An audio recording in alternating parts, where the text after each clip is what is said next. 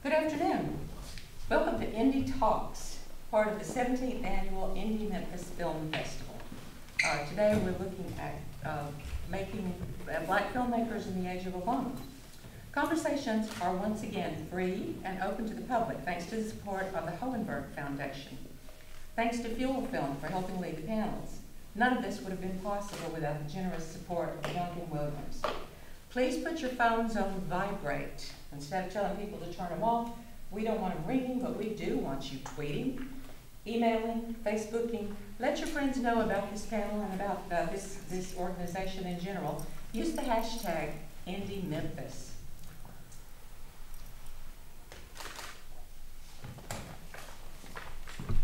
Our guest today, our panel is hosted today by Brandon Harris from New York City. He's an entertainment writer for a number of national and international magazines. He's also a filmmaker, and his film Red Legs is currently screening at Indie Memphis. Well, 2 years ago it screened it at Indie Memphis. Okay, so already screened. Moon Molson is a New York City short narrative filmmaker. And let me see my notes here real quick. Lacey Schwartz is from New York, Woodstock, New York. She's the founder of Truth Aid, a nonprofit, and she's currently screening a film called Little White Lies. And Thomas Allen Harris is a New York City filmmaker. He's known for documentary films, feature-length documentaries such as 12 Disciples of Nelson Mandela and That's My Face. He currently has a film screening here called Through a Lens Darkly. And with that, I'll turn it over to our panel and Brandon Harris. Thank you very much. And thank you all for coming. Sadly, we did also plan to have one other panelist there, is Clark Monroe, the director of Evolution of a Criminal. But unfortunately, he couldn't make it. He's too busy getting famous in Houston, from what I hear. But I'm happy to have the panelists we do have.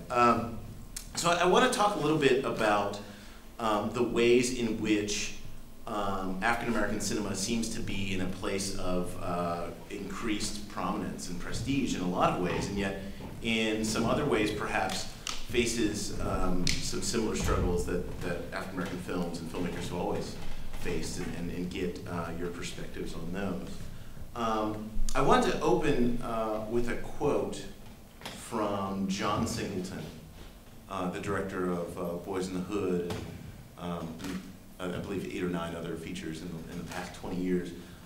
John, of course, was one of the wave of directors in the early 90s who came about at a time when studios were increasingly engaged in African-American material. Many people talk about 1991 as sort of one of the watershed years in African-American filmmaking. And so he, in an interview he gave John Calloway from The Hollywood Reporter on March 19th, had the following quote. Speaking of the Hollywood studio system, they ain't letting black people tell their stories.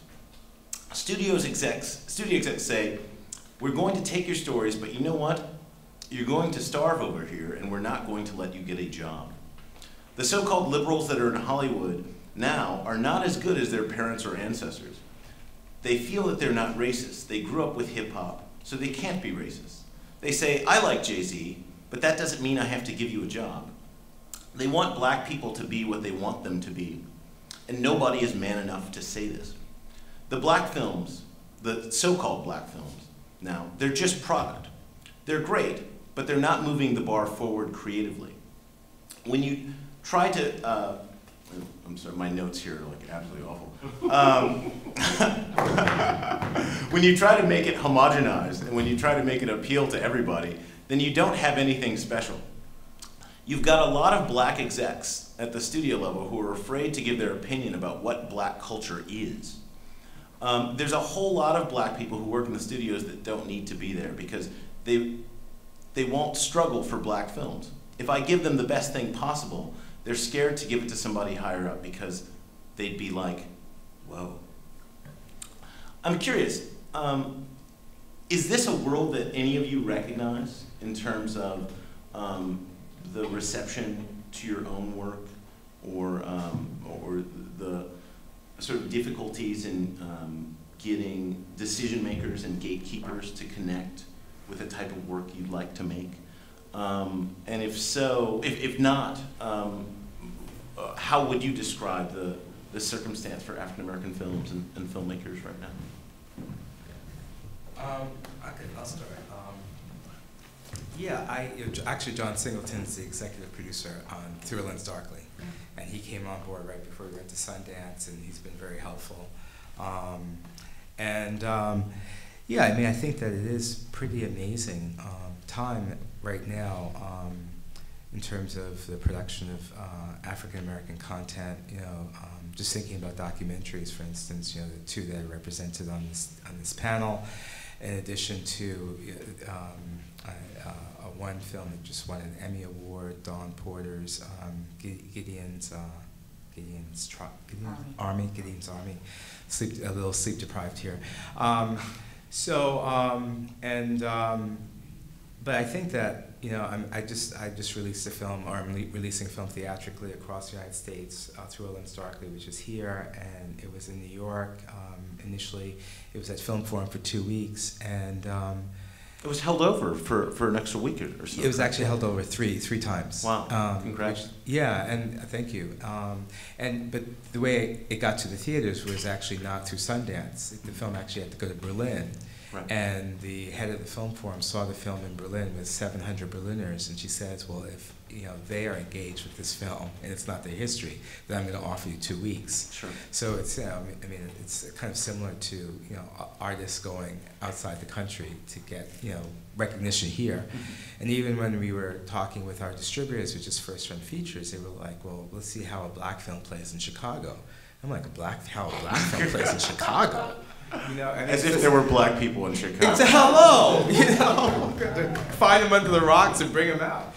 So it's just it's all about the market. Everyone knows it's about the marketing, And so we were lucky enough to open the film in New York and have a real strong marketing campaign and for a historical doc and so I think that there's opportunity if you could seize the opportunity and have enough control to be able to directly get to your audience, and I think that's a real challenge. And I think it's with black film, but it's with all film. I mean, and that getting to that audience is not just in terms of the distribution, but it's also in the process of making the film, crowdfunding.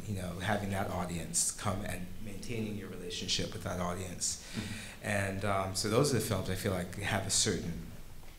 There's a certain power behind them if you can get that and maintain that over the course of several films.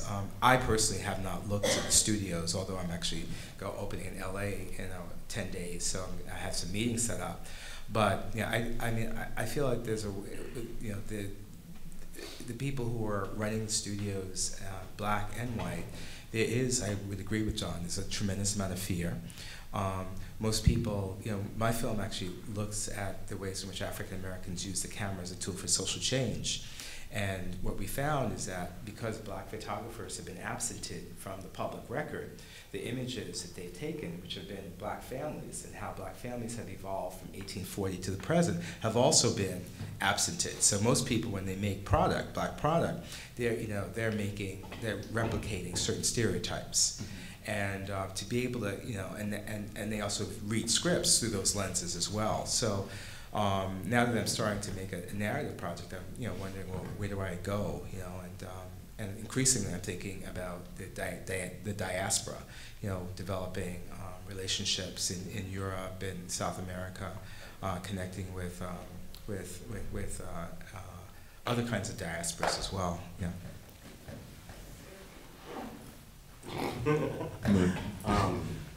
I mean, as far as the Singleton comment goes, I think there's a sense that, at least as far as my dealings with, I guess, the Hollywood industry, there's just a sense that it was like you were saying that it's the marketing that apparently Hollywood doesn't believe that it can sell black films to black people in the States or anyone outside the States. which is just categorically untrue. If you've ever been outside the States and seen films, I have a short film screening in Slovakia right now, so to say that there's not an audience for black film outside this country, in this country, is ridiculous. But it's about laziness. No one wants to bother to actually figure out how to market black films well. And so there's this kind of leaves us in this kind of void in terms of like securing, I guess, real work in the industry, as well as securing funding for our films. So. Yeah, I mean, I think we still live in a world, right, where like the term urban films exists, and I think that this idea of urban films is, to me, it's kind of ridiculous. You know, because what does that really mean? I mean, it actually is a term that is used almost synonymously with black film, right. or I guess maybe some Latino films or whatever. But it's like an ethnic term, and it just seems really inaccurate.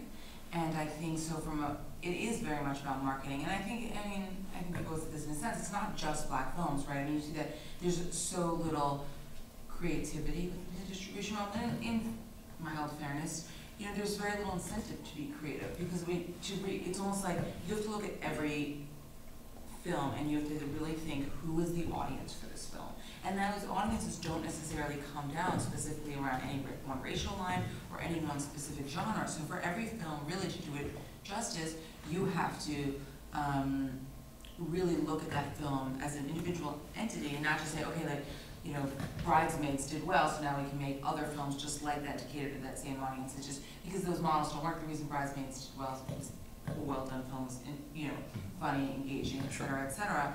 And I think it's just this copycat mentality, which is in the end what the distribution model is built around. I think on a somewhat positive note, and you know, maybe ask me this in more than 2 years, but because I'm at the point right now, I have 2 films right now that are circulating festivals, and we're about to go into distribution one.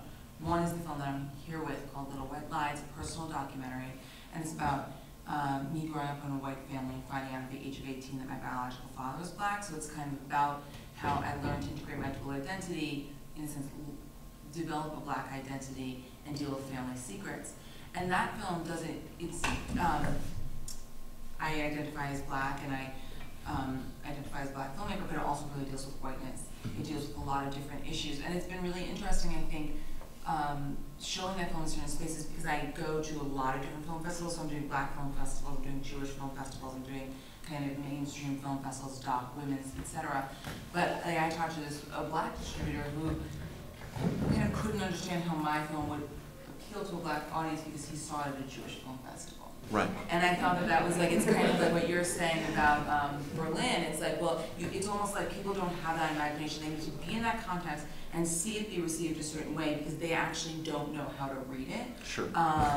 So I think that sometimes is part of the problem. The positive thing is, and the other film I'll say is that I'm also working on a film that you can categorize as a black film, but it's an Ethiopian film.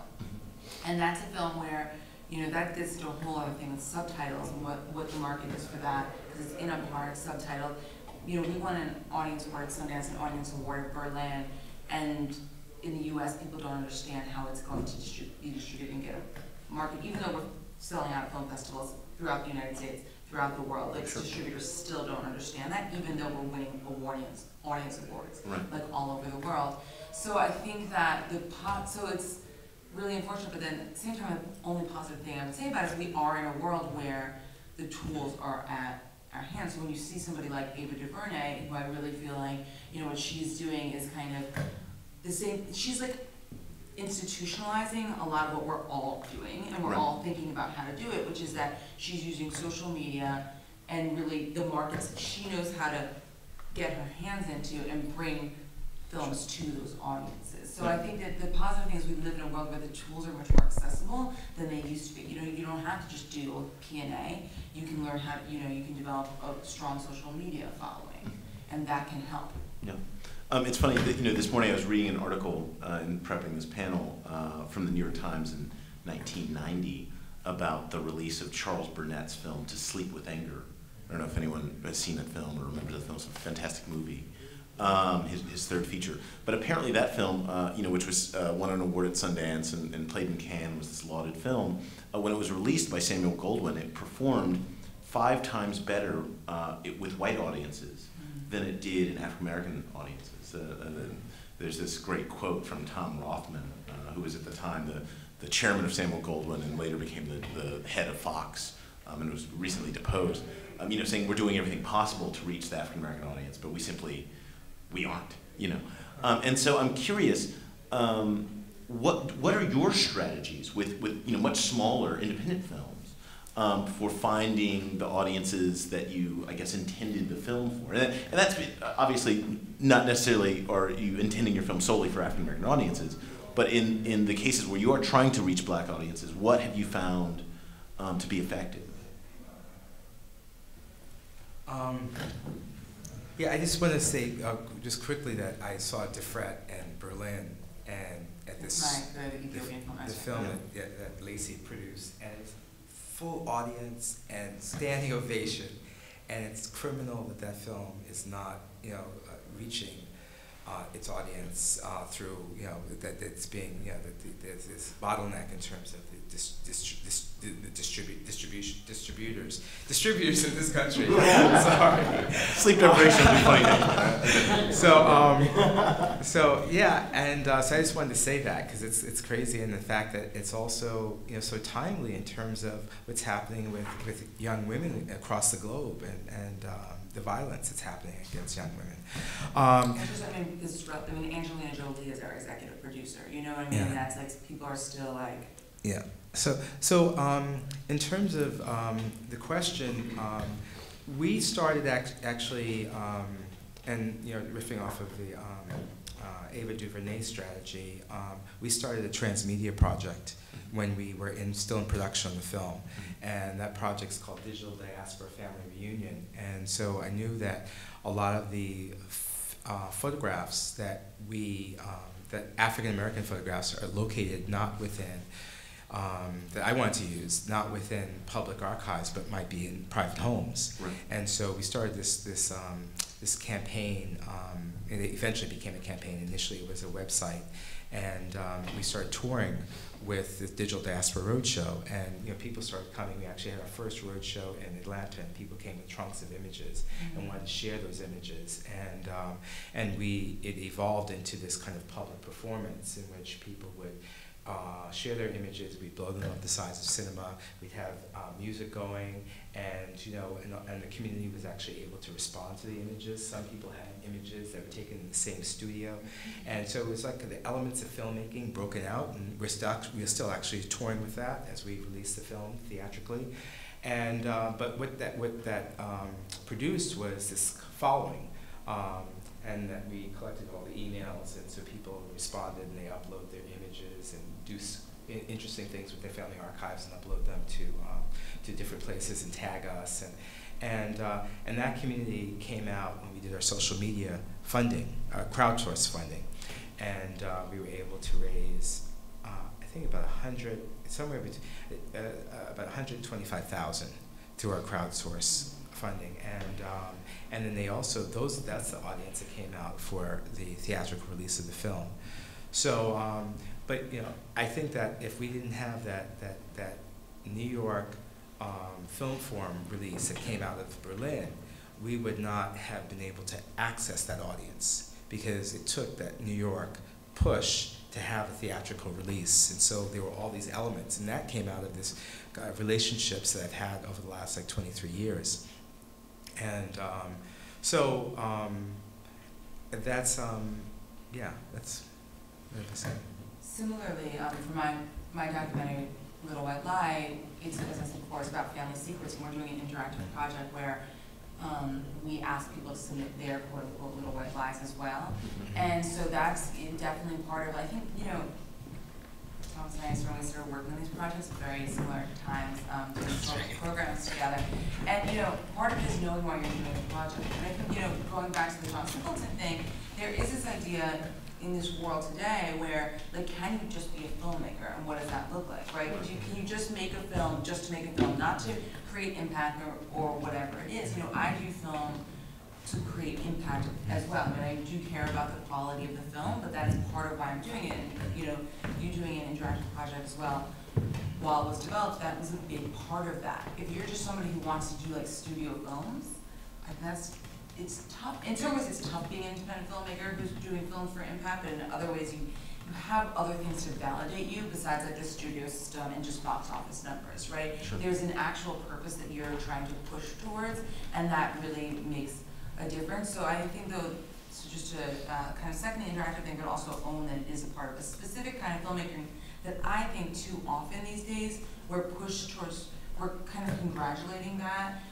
and not giving it enough emphasis on good filmmaking. Like I think there's still something to be said for just making films for film's sake, not just because of the impact they create. Sure. And I think you see more and more at like a lot of different, you know, big venues or film festivals, whatever, that is being focused on more so than I think you should, even though it's something that I do. But then the second thing I would say in terms of the marketing piece of it, similarly, you know, I think also if you're doing independent film, you just have to figure out how to raise money. And so before you're even thinking about it, in certain ways it's a good thing because you have to figure out how to raise, like back in the day it's like, okay, who's my audience? Let me just make the film and try to get it to the audience. Well, you're probably asking yourself that question way beforehand because you're like, how am I gonna get this film made? And the only way you're gonna be able to figure out how to get it made is to figure out who your audience is ahead of time and in part raise money through them. And that was a big part for me, is that I didn't just, because of the film deals, I don't think it's banging over the head with my Jewish identity. I did a lot of fundraising within the Jewish community as well as doing like Kickstarter and crowdsourcing. And so then I got involved in actually doing this work around in the Jewish community. So I do consulting work around racial and ethnic and cultural diversity in the Jewish community. And that has been partially tied to my fundraising, but then because of the consulting work I do outside of film production, that whole world is then accessible to, they come out and they support the film and they care about it and they want to do work around and they want to utilize it. Sure. I think we're talking about marketing. It doesn't like Schwartz and marketing are just not. It doesn't. Well, and just for you, I mean, because your films obviously, Moon has had several films play at the Sundance Film Festival. His last 3 short films, and his films have also played, you know, both large market film festivals as well as niche festivals, whether it's regional festivals or African American film festivals. And so, is there a sense when you play to African American film festivals that the audiences respond to the movies in a different way, or somehow more connected or less connected to your work?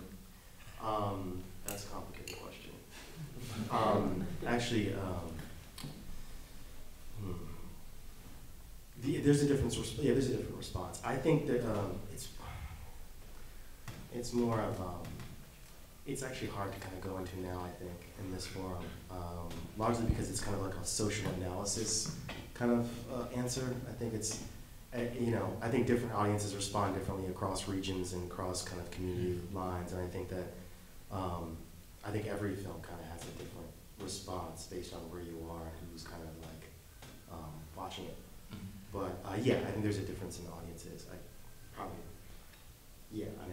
probably shouldn't go into it much more than that. But is race more than regional? Is that what you're saying? Like, yeah, because of all these different fractures, you know, that Race more than regional.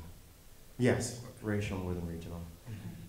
That's just my experience. My films have a tendency to indict certain aspects of my community, certain like aspects of masculine, urban masculinity, and there's certain things that I think that the Black community specifically might find slightly uncomfortable. And so the response in all Black film festivals is very different than the response in mixed film festivals or white film festivals. So Brandon could probably testify to that. Sure. Roxbury. Sure. oh, Roxbury. Yeah. There's other ones. It's interesting, but probably not something like that I want to go into in depth at the moment. Yeah, I've written about the response to movies. Yeah. That's why I asked that question. Right. I'm also just curious in terms of like obviously you rely on the festival circuit if you're an independent filmmaker to premiere films, to gain buzz and awareness of your films, and in many cases, given the paucity of theatrical distribution opportunities for many independent films, it becomes the primary mode of theatrical exhibition. Do you find making films with Black subject matter or being African American filmmakers yourselves to be a hindrance in that world at all, or do you find it to be an advantage when entering that world at all? And if so, how? in both instances? Yeah, I would say that I grew up partly in East Africa, and my stepdad was South African, so our home was a kind of a center for anti-apartheid activities for a long time. It basically took over my teenage years, so I've always kind of been more closely aligned with the diasporic sensibility, and I think that's one of the reasons why I was a little bit hesitant around pursuing the studio or the LA route. I lived in California for a while. I did give it a shot, but I was always thinking about myself as an African diasporic person more than kind of like an urban. Even though I grew up, around with hip hop, and so like this film, Through a Lens Darkly, we were in Rio 2 or 3 weeks ago, and the film got a standing ovation there and sold out over the course of a number of screenings. And in Nigeria, it was awarded the African Movie Academy Award. And this is like a film that really focuses on American history. It's filtering in black photographers and black family images that have been excluded and putting them into the quote-unquote national family album. So it's not necessarily dealing with issues that are directly related to Brazil or to West Africa or Europe, but there's a way in which they're able to access those things, and so I think that the films have a kind of diasporic sensibility, and so I wonder, in terms of blackness, if we're talking about blackness, are we talking about Black Americanness, and what exactly does that mean, and especially coming from New York, where there's so many different intersections around blackness, whether it's from the African immigrants, or Caribbean immigrants, and Latino immigrants, and how we are kind of constructing this issue, because and also the whole queer issue, because a lot of my films play in queer festivals, sure. And I was very instrumental in terms of opening up queer festivals in the '90s to embrace more diversity around people of color, in particular. So that's what I have. I think that sometimes, my films have also been embraced within the Black Film Festival circuit. Sometimes it's been difficult. I relate to what Moon has said, but I think that we are this whole notion, because there's Black film festivals and there's Pan-African film festivals like in LA, which has this other kind of market, and even based in LA, and then there's African diaspora film festivals, and so I wonder what when we talk about Black film, what exactly are we talking about? Sure. So you're sorry, I was caught up with I was asking about the ways in which being an African American filmmaker or making African American themed films, which might be different than, say, diasporic films, is a hindrance or an advantage when entering the festival world, or is it a factor at all?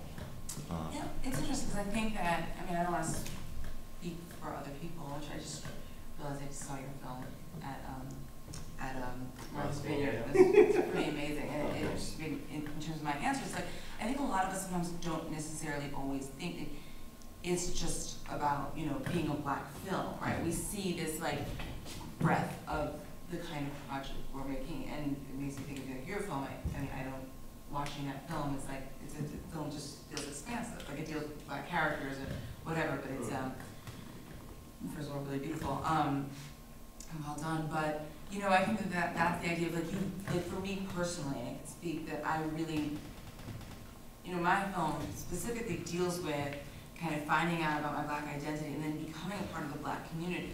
And so when I was making the film, it was really important to me to feel like I could, it's weird with festivals, right, or anything putting a film out there, because it's this acceptance, this validation, in a sense you want, but then you also have to release it and just say, I'm going, because if you get too caught up in it, you will never really produce anything, I think, particularly worthwhile. You have to have your own sense of what works. So it's this really tricky dance you do, right, between getting feedback and, what do people think and what do you think, and then just trusting on that. But so it was, for me, this place of how do I figure out how to be really honest and really just say what I've experienced, and just kind of fingers crossed that people will connect to that and relate to that. So when I did my my second film festival, was a Black Film Festival, and it was pretty, I think when I walked out at a film festival, it felt amazing because to feel the audience really connect to it and say, you know, this is something that we appreciate, felt really, really good, and it was really important. But yet on the other hand, I still don't want it, as I was saying before, like to be limited within that. So it's also a weird combination of this personal and professional thing of like what you really want to have happen, but then what you also professionally want to have happen. And so I think it's also how you're defining and how you're marketing your film is not to just say, it's like, you know, we just honestly went through this like with the poster in terms of picking like press clippings. It's like, if we thought the two best clippings were about race, do I put two clippings with race on the poster or do I not? And I kind of felt like we shouldn't, you know, because it's not a film just about race. Sure. And so I think those kind of things play into it as well. It's like, how do you market it and how do you pick how it's going to be received? And people are very influenced. I mean, that's the thing in the end. Like, you really, it's like, that's what marketing is, right? You're like kind of manipulating people into feeling something, and if you don't do it the right way, it's kind of going back to the film form thing, and if people can see it in a certain context, then they get it, but they can't imagine how it's going to be received in that context.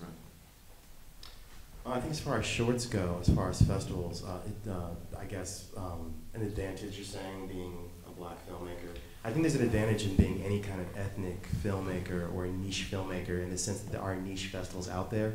So if you can't get into like the mainstream, huge competitive ones, there's still this option to screen in like very specific ethnic or niche festivals. And that's one advantage. I think though at the same time, that's probably it. I don't think that as a Black filmmaker or any ethnic filmmaker or a woman filmmaker from that matter, you have an advantage at the kind of mainstream festivals. So it then just comes down to like you having to make a good film to get in to compete on the kind of larger scale. But it's nice to be able to know that like maybe if your film isn't, I guess, appealing to a larger, more general audience, that you can kind of get it screened at festivals that are more specific to your work. I want to get back to something Lacey suggested, which I think almost every filmmaker I know is unduly obsessed about, which is finding financing for their films. I came across a quote from Sam Greenlee. I don't know if anyone knows who Sam Greenlee was. He passed away about 6 or 8 months ago. He was the writer of a book called The Spook Who Sat by the Door, which later became a film by Ivan Dixon in the early 70s. And at a panel, not unlike this panel, about 10 years ago at the Los Angeles Film Festival that Elvis Mitchell hosted, he was quoted as saying that ultimately he didn't feel Black filmmakers would thrive to the degree that he hoped until there was a base of financiers in the African American community who would ostensibly pay for Black film. And so I'm curious, in terms of finding financing for your own work, does it come from the African American community at all? Have you reached out to African Americans who potentially could be equity financiers? Do you find that those types of people exist? And if they don't, do you think that it's as much of a problem as Mr. Greenlee, the late Mr. Greenlee suggested? I don't know. No, you go. I think it's a problem. Yeah, I don't think that there is a base of funders, of money, of media power for Black Americans. I think that's a problem, definitely. I think it just reminds me of like how the French, for instance, will finance films that are French cultural films because otherwise their film culture would drown in kind of the American mainstream paradigm. So I feel like, in some sense, as Black Americans, I think this is something we talk about all the time, is that we need to find our own power base to actually get kind of bigger films made. Otherwise, we're pretty much just like individuals out there kind of looking for money, piecing it together from where we can find it. And so that's pretty much how I do it. And a lot of it's grants for me, for shorts, because most funders know that shorts don't make any money. So if you're a Black filmmaker and want to make a short, you're kind of on your own. But yeah, we need a base. I agree. Yeah, you know, I just I add to that I don't necessarily think that the base has to be should be exclusively like a money base. I think we need a base of like a kind of a brain pool base, you know, where we come together and, you know, as Black filmmakers, you know, and our friends, and you know, and kind of strategize, because I think we all have like a lot of different talents and we have a lot of different resources, and it's, you know, I think that there's this kind of myth that we're in competition, like there's a lot of competition, when in fact, with our different projects, none of these projects is really in competition, you know, in terms of every project has its own audience, its own lifetime strategy. You know, you might be in competition for one particular grant, but that's, you know, not the whole film. And yeah, I was actually in the panel in New Orleans, a Black film panel as well, and you know, it's amazing how many people are struggling around, and I was also on a panel, I did my Harvard reunion, and I was on a panel there as well. It was a Black Harvard reunion, and you know, and everyone's talking about the bottleneck is distribution, you know, and so you can raise the money for your film, but so many films get made that the chances are that film doesn't reach its audience, you know, because there's so little distribution networks, and so so that, you know, in terms of the base, I feel like it has to be a kind of a comprehensive thing where it's from like A to Z, and not simply like from A to, like, you know, to the film, popping the film out of the edit suite, you know, with a good mix, you know. I think it has to have this other kind of thing, and you know, so many films like relate to one another, and how do we create something that has a certain amount of power, you know. I think what Ava's doing is really great, you know, but it's also a vehicle for Ava, you know, and I think that, but I think that it's a great model, and but it is more expansive than, like, say, some other things that I've seen. And I don't know if we have that sensibility in this country, you know. Well, I mean, something we haven't talked about yet is like Dear White People. Sure. And how Dear White People is doing really well right now. The box office is just really exciting to see. And I was just having a conversation with somebody who, like, I've connected with them a little bit, but I'm more connected to the New York scene and not really the LA scene. And somebody was telling me that there's kind of like, it's not an official film collective, but some of the people that were involved in that project and involved in some other things in LA, like, they support each other. They have this whole marketing thing going on in terms of like how they support each other's films. And it's not like really this kind of official thing, like you can be a member of a group, whatever it is, but like, how do you kind of, I totally agree with you that it's about like the resources that are available. It's not just about the money, and it's not just about like the access to power, but it's about the fact that, going back to what I was saying about the world that social media opens up to you. And you know, I definitely felt that way being at Sundance this year. Thomas's film was at Sundance. I didn't see you. I guess you were there. Oh, you were there. But you were there. I think. But I thought that it was like seeing, like, even like hearing more about.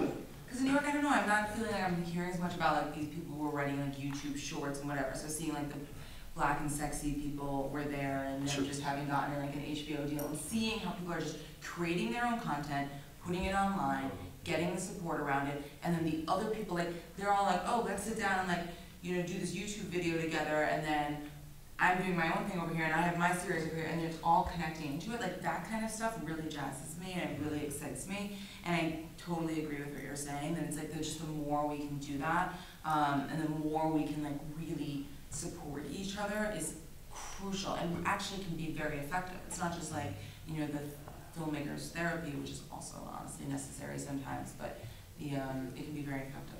What would you most like to see enter the sort of ecosystem of African American filmmaking, whether it's in the distribution piece or exhibition or, as we were talking about, financing, that you think is currently kind of missing or underdeveloped infrastructurally? Well, you know, in like the 60s and 70s, you had a lot of distributors come together, and a lot of them started out as filmmakers who came together, and they formed like the distribution collectives. These, you know, that now making a lot of money off of our films or other films. And so I was thinking, well, what if there's some way, and you know, content is king. So we should be royalty, right? We should be flush, but because we are content producers, and so it just occurred to me well, in terms of like a group of Black filmmakers coming together to do do a YouTube channel together or something, something where actually there is there's something that's tangible that comes out on the other end. Sure. It's not simply, okay, we come here and we exchange ideas and then we just nothing, but that there could be something that could come out that could be creating its own energy, right, even while we're creating our moving forward. So I don't know. That's Well, actually, Issa Rae has a channel now that I guess they were introducing some of their pilots at Urban World this year. So that's kind of happening. I don't know if that's it's a collective in spirit, but it definitely it feels like it. And I think it's been financed by I don't know who, but there were definitely a handful of pilots that it's the whole YouTube thing. I guess the whole kind of it's coming out of this whole the Black and Sexy crew. There's definitely something developing there. So that's interesting. So that's We'd like to open the floor for questions, audience questions for our panel. So I had this, sorry, is that? Yep, go ahead. 4 years ago, Spike Lee came to Memphis and spoke at a local university, and people kept bringing up Tyler Perry films. And Tyler Perry, there's this whole infinite dust up the media between the two of them, and he stopped and he goes, okay, hold it. He goes, I just want to say this. Tyler Perry makes Tyler Perry films, and that's fine. And Spike Lee makes Spike Lee films, and that's fine. He goes, but the difference between the two of us is that when Tyler Perry gets ready to make a film, he gets out his checkbook. He goes, Spike Lee, he goes, I have to go to somebody's office and beg and plead and borrow and promise to try and get my films made. But obviously, you all are, you're a much younger generation, but it seems to me that, what you're saying, it seems like you're still facing similar issues. Is that what you're experiencing, or is it different, or? Well, I think Tyler Perry is like the king. I mean, he's the king of knowing a certain community that he was he literally said, "This is my audience. I'm gonna create content for him. As a businessman, I really respect Tyler Perry a lot. A lot. I think that looking at those models are really interesting. I think that again, going back to Ava DuVernay thing, I think that she kind of is something that's just you know what? This is a market that I know exists. This is the kind of content that I know that they're gonna respond to. I'll be honest, I don't even know the numbers around DuVernay's film, but she's not Tyler Perry, honestly. But Middle of Nowhere made $2.3 million theatrically. Thank you. Great. Which is the highest grossing of the film she's distributed through the African American Film Festival releasing movement. I think so, yeah. So, I'll just say I respect it. I think that just this concept of knowing your audience and knowing how to read. Somebody was just saying to me, there was this film, I don't even know what it's called, this yoga film, and she works in distribution. My friend's like, have you heard anything about this film? It's really fascinating me. I feel like it's doing really well. And I've heard that within the, what was Jennifer Fox's film? American, which one? No, not the Buddhist one she recently did. Anyway, this woman did a film on the Buddhist community. It's a very established community. She made this film. It did really well on Kickstarter. I think she did really well on Kickstarter. Did really well in theaters. If you know your audience and you can go to it, that's the thing. And this Spike Lee, he has struggled to find his audience lately. That's a big. Do I think he also comes up with other legitimate challenges? Absolutely. I definitely think so. But I think that he's also struggled to find his audience. Yeah, but he's also a good businessman as well. He just has put his energy into other spaces rather than relying on the box office. And then he doesn't. Yeah, I think that Tyler Perry's the only one that can cut a check to make his own films, really. Maybe him and Mel Gibson do that. And then also, I guess, the stand-up comedian, what's his name, that did that first concert film and made $1 zillion by financing. No, black comedian. Kevin Hart cut his own check because no one wanted to support him because they were dumb and didn't realize he had a huge audience. And he made $1 zillion off his own film.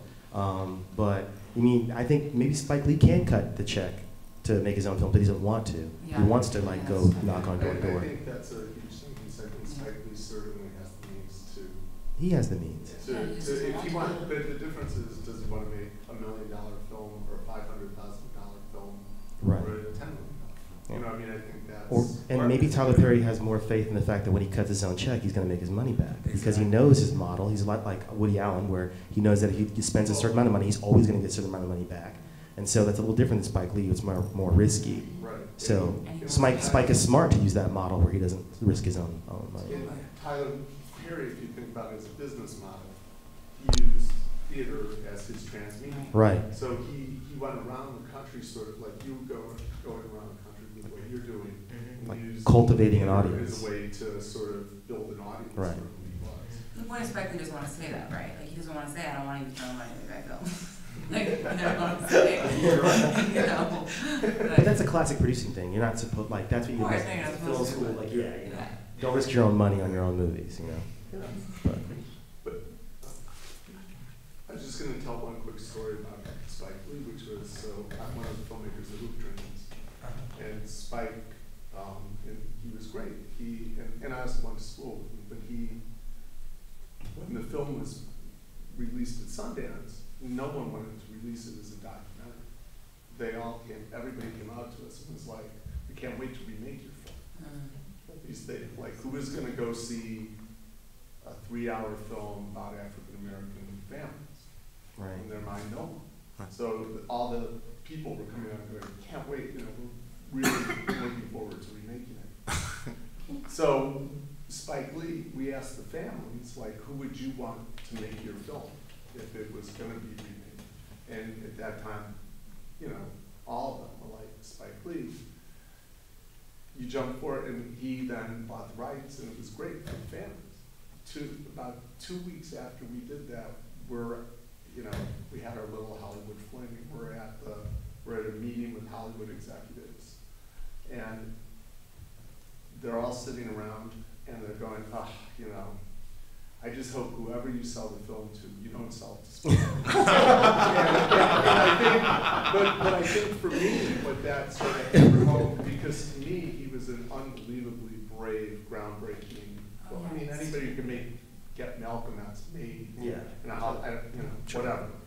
But what it showed was this inherent level of racism against him, and that I think there's a part of him, and I'm speaking for me being a shrink, a bad psychiatrist, but that idea of like, I'm going to beat these guys at their own game. I'm not going to pay for my own movies. I'm going to have them do. Just be clear, I'm not putting it down. No. Yeah. I'm just saying no.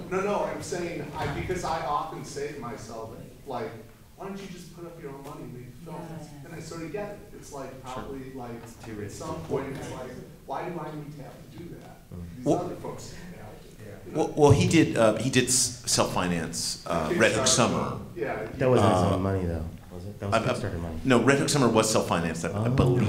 The Sweet Blood of Jesus, his new film, is financed on Kickstarter to the tune of $2 million from, I believe, over 6,000 individuals.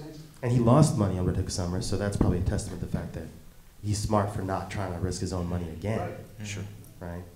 And speaking of the Tyler Perry thing, it's funny how, like, in the post-Tyler Perry era, my agent managers thought they could sell my feature work very quickly because they thought that the audience, they thought that Hollywood would recognize that there was a huge black audience for Afrocentric filmmaking.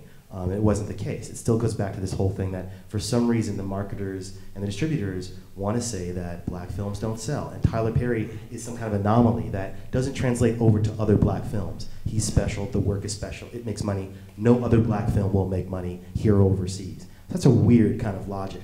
But this is the stuff we have to deal with as black filmmakers.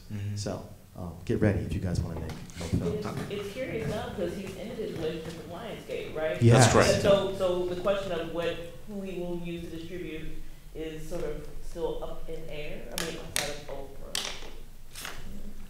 I think it is, yeah. Yeah. So it's still not clear. It's not. But I'm pretty sure it's clear that, like, he's going to make money for someone. Somewhere, right? Not himself, but some other distribution. But that Lionsgate felt so confident that they could amicably sever. part right after he built might not be Lionsgate. numbers then. I'm sure those were. Yeah, I'm not sure I know the circumstances under which he. I don't either. Yeah, so that They could definitely not be numbers. yeah, I'm sure Lionsgate wants to make money, so it might. I don't know. What that's about. I just want to say I feel like there is a certain amount of black financiers that are there. Lee Daniels went to all these wealthy black folks to make I believe there were nearly 30 financiers on that film, including and some Michael Finley and a number of other sort of prominent. The Butler. The Butler, right. yeah. And then when I was doing fundraising, the reason I was able to actually raise over $100,000 in my campaigns, I had a bunch of high net worth individuals. You know, a lot of wealthy black folks collect art, and I'm featuring a lot of artists in the film, Thrill and Starkly. And so I went to the people that collected them. And giving $10,000 or $15,000, $25,000 when they buy art for that, or twice or 3 or 4 times that amount, was not a big stretch for them. Sure. So actually entering it that way, I was able to actually begin relationships with people who have high net worth individuals, and so I feel like they do exist. I don't know if they'll give me money again,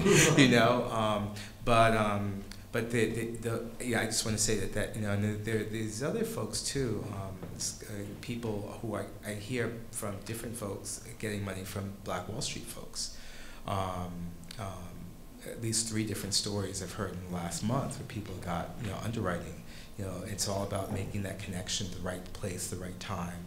And but there is I feel like there is at least on New York West East Coast there is some money. People funding, getting money from basketball players, just a bunch of stories like that. I mean, I think That's that the myth, the legend.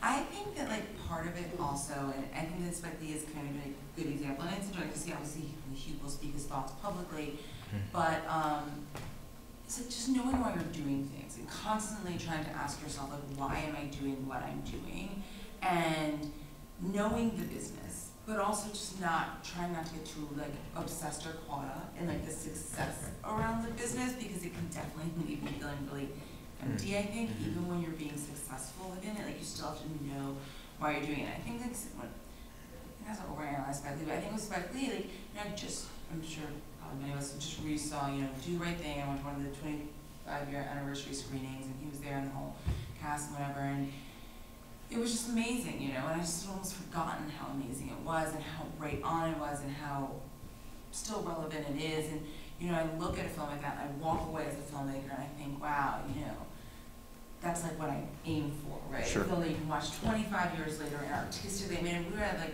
after party, I went up to the art director, and I just said, dude, I just want to say, you watch a film like that 25 years later that holds up artistically, issue-wise, it's unbelievable, and you just look at it and you think you could die after that kind of thing. And I think that, so part of it is kind of why people do it and what motivates them, and that's part of it, because I do want to be business savvy, and I do want to, access the opportunities, but I also need to, it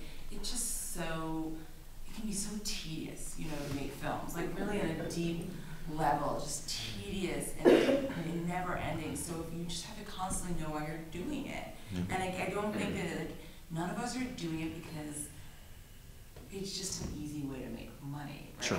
It's just not why we're doing it. Yeah. So I think that that's parcel of when you do have to think about your business model. I mean, I am fascinated when I look at so many independent filmmakers where I'm like, wow, you don't have any business model, do you? You just do this over and over and over again, and it's amazing to me that you just do it over and over.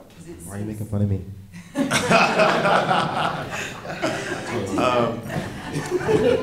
We have time for one more question. I don't know if there's anyone else who has a thought. Yep. Can you all just elaborate on why you all are doing this? I think to the point that you just called out. Why I'm clinically insane. That's why I do it. I'm that guy.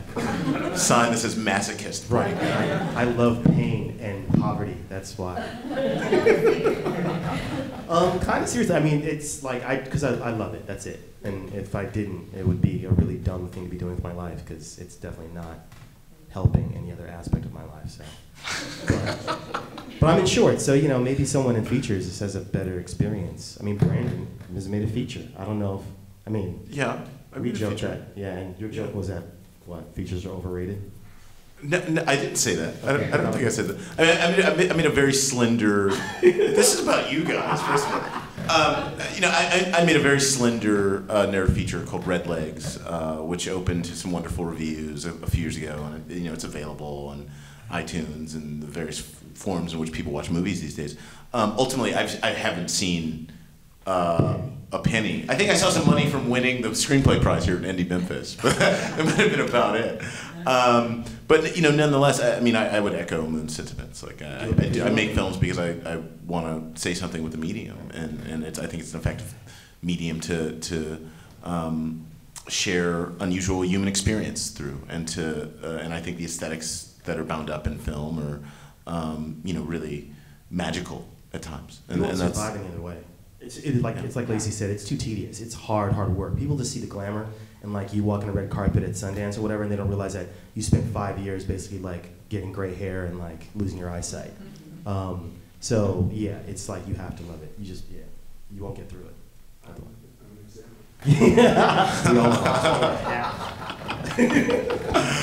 For me personally,